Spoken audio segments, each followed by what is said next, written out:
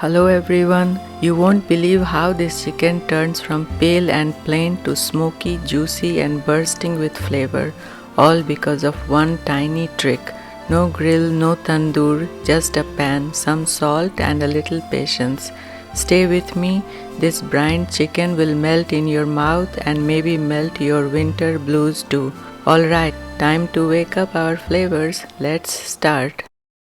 For this chicken recipe, you will need 1.5 pounds of chicken cut into all small size pieces of different parts, 5 to 6 cloves of garlic, 1 inch turmeric root, 2 inches ginger root, 2 jalapenos peppers, roasted cumin powder, 2 teaspoons red chili powder, 1 teaspoon but you can adjust according to your taste, 2 teaspoons of roasted coriander seed powder, 2 teaspoons of freshly crushed black pepper. Try to use freshly crushed. Chop garlic finely, grate ginger and turmeric. It's a proof of hard work. Slice jalapenos diagonally because straight cuts are boring. Remove the seeds if you want less spicy. You will need juice of 1 lemon at the end. Now here's the part that makes this recipe special. Take a cold heavy bottom pan. Why the wide pan? I'll explain later. Add 1.5 pounds of chicken, mix of legs, wings and breasts all cut into bite-sized pieces. I haven't turned on the stove yet. Pour in 2 cups of water. Add 5 tablespoons of oil. I have used avocado oil. You can use any oil you want.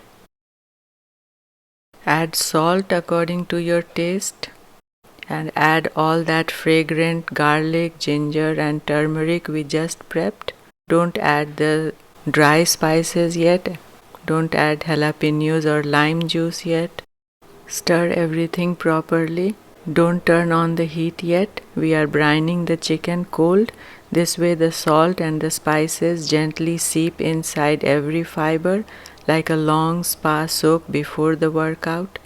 If you have time, let it rest for 30 minutes. If not, even 15 minutes make a difference. Overnight, that's luxury chicken. Alright, now nap time is over. Turn the heat to medium high. As the pot warms up, the chicken starts releasing its own broth.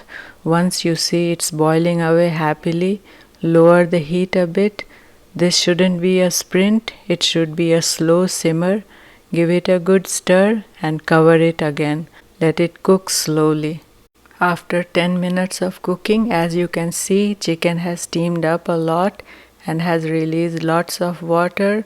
Oil has started floating on top of it. Give it a good gentle stir.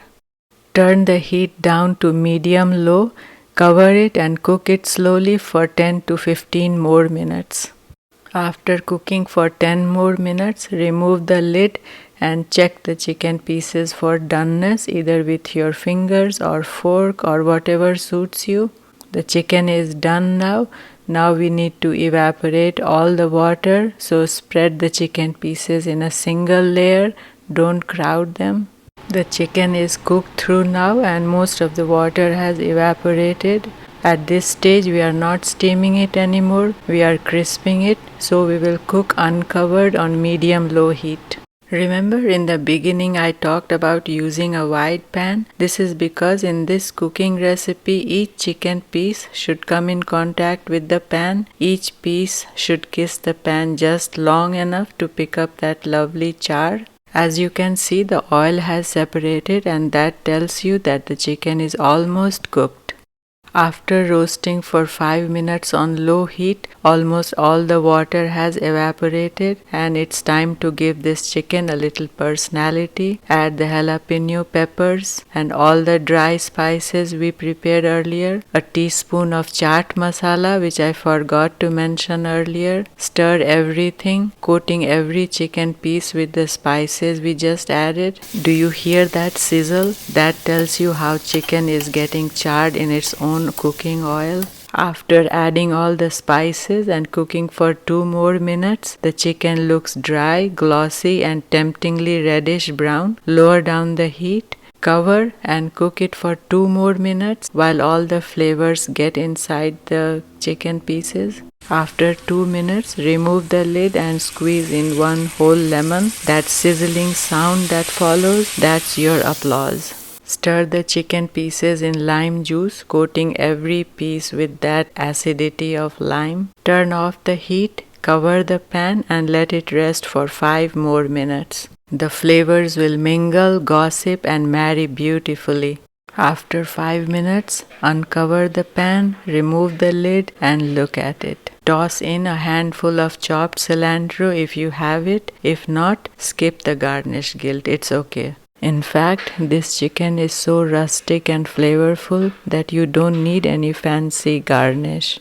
And there you go, your fiery, buttery tikka-style brined chicken is ready. Simple, bold and guaranteed to make you feel like you own a roadside dhaba.